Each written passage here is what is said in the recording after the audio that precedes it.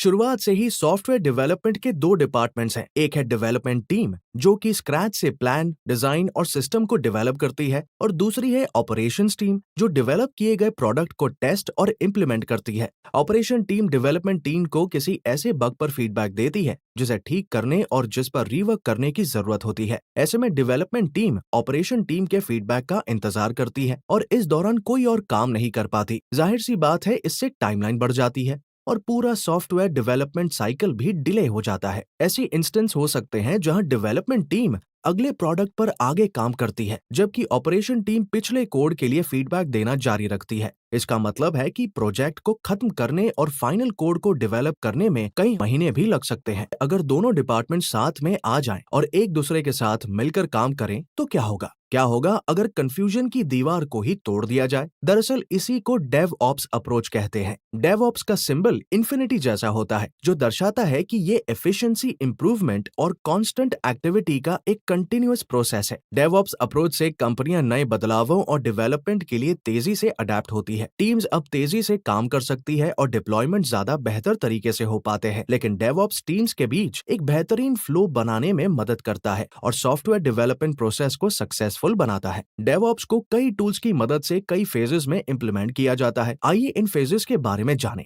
पहला phase planning phase होता है, जिसमें कस्टमर के एप्लीकेशन के ऑब्जेक्टिव्स को ध्यान में रखते हुए डेवलपमेंट टीम एक प्लान बनाती है। जब प्लान बन जाता है तब कोडिंग का काम शुरू होता है। डेवलपमेंट टीम उसी कोड पर काम करती है। इसके बाद जीआईटी जैसे टूल्स की मदद से कोड के अलग अलग वर्जन को एक रिपॉजिटरी में स्टोर किया जाता है और जरूरत पड़ने पर उन्हें मर्ज किया जाता है। इस प्रोसेस को वर्जन कंट्रोल कहा जाता है। बिल्ड स्टेज में मेवन और ग्रैडल जैसे टूल्स की मदद से कोड को एग्जीक्यूटेबल बनाया जाता है। जब कोड बन जाता है तब इसे टेस्टिंग के लिए भेजा जाता है कि कहीं कोई एरर या बग तो नहीं है। ऑटोमेशन टेस्टिंग के लिए सबसे पॉपुलर टूल सेलेनियम है। जब कोई कोड कई मैनुअल और ऑटोमेटेड टेस्ट से पास हो जाता है तब हम कह सकते हैं कि कोड डिप्लॉयमेंट के लिए रेडी है और फिर उसे ऑपरेशन टीम के पास भेजा जाता है। इसके बाद ऑपरेशन टीम कोड को डिप्लॉय कर देती है। इन फेजेस को ऑटोमेट करने के लिए सबसे अच्छे टूल्स हैं एंसिबल, डॉकर और क्यूबरनेट्स। डिप्लॉयमेंट के बाद प्रोडक्ट को लगातार मॉनिटर किया जाता है। इस फेज को ऑटोमेट करने के लिए नाजियोस टूल्स का इस्तेमाल किया जाता है।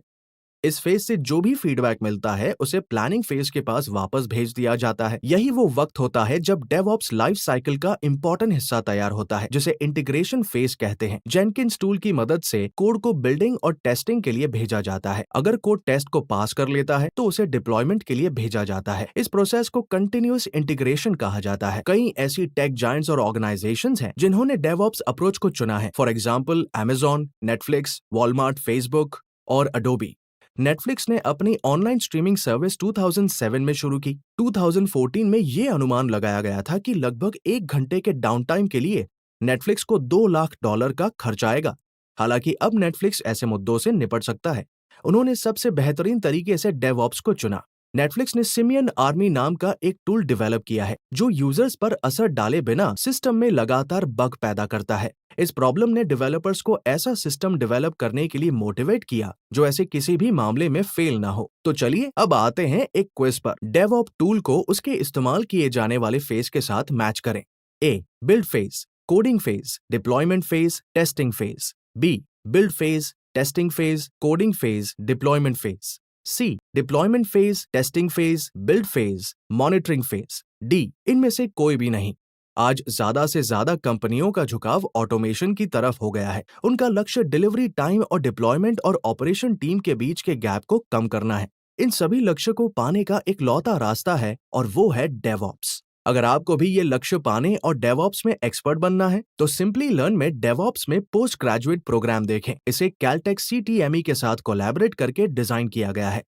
ये प्रोग्राम आपको डिमांड में रहने वाले कई डेवऑप्स स्किल्स और टूल में महारत हासिल करने में मदद कर सकता है, जैसे कंटिन्यूअस इंटीग्रेशन और delivery, DevOps on cloud, Kubernetes, Docker और भी बहुत कुछ। हमें उम्मीद है कि आपको ये वीडियो पसंद आया होगा।